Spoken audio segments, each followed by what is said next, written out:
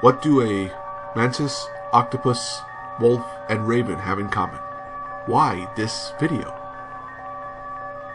It was 20 years ago Kojima directed Metal Gear Solid.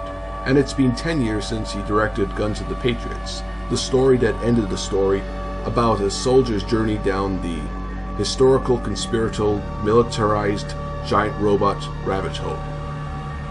And at the very bottom he found a jive-talking merchant, his diapered monkey. Yeah, Metal Gear Solid 4 was a strange experience, and that says a lot. Who would have guessed it was Zero behind the curtains all along? But what still remains a mystery is, what was the deal with those eggs? What were they supposed to represent? Were they symbolic of something? Only Kojima knows. It could be a coded message telling us what drove Konami down the toilet. But of course, I bet that's too cryptic and complicated to explain, so let's talk about one of the highlights of MGS4, the Beauty and the Beast corpse. Like all Metal Gear Solid games, we're expecting to fight a series of boss battles. And this of course qualifies as maybe the darkest thing about the Metal Gear Solid games. The corpse consisting of 4 war-scarred girls who have the duality of having beautiful and beastful nature. They're also ghosts from Snake's past, the fighters he took the lives of back in Shadow Moses. And they're back not just to haunt him, but to kill him. To them, Snake is war and the ticket to eliminate human conflict, destroying their pain, sadness, madness, and sorrow. They're top, fast, elite killers, who made their introduction by killing several rebels like it was training. But they succumbed to the tactic of splitting up and being taken down by Snake one at a time. There's Screaming Mantis, commander of the corpse, counterpart of Psycho Mantis. She, like all of them, wears a armored bodysuit, and she has the power to control others' free will, even manipulating the corpses.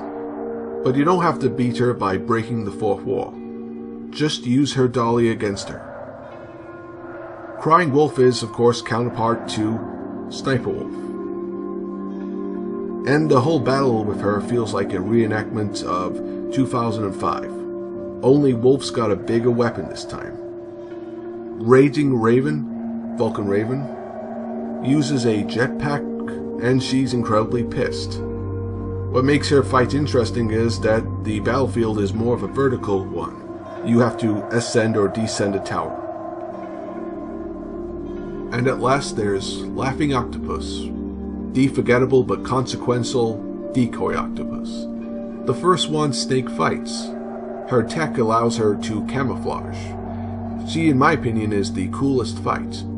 But when she's defeated like the other 3, her armor comes off and the woman comes out. They have a monologue and then they curl up into a fetal position and die, while a strange, could I call it, blue vapor comes off them, and I guess that's meant to be the essence of their soul or whatever their name is.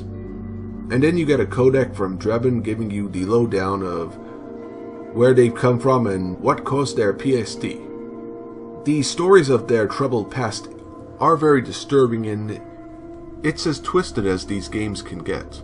But that's what makes them so interesting. The developers based these appearances on real models.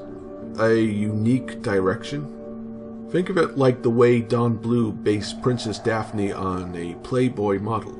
Trivia speaking, originally these girls were meant to be completely naked under that armor, but they went with the skin-tight catsuits. Apart from being 4 bosses to prolong the game, they failed their personal mission in killing Snake. It was he that ended up killing them, almost as if he's putting them out of their misery. The way Big Boss destroyed the Cobra unit, vanquishing the evils of war, then just another 4 KIAs. And what you have left is the hero and his legacy. Or maybe the purpose is just for them to be eye candy. Or the deeper reason might be as cryptic as Sunny's eggs.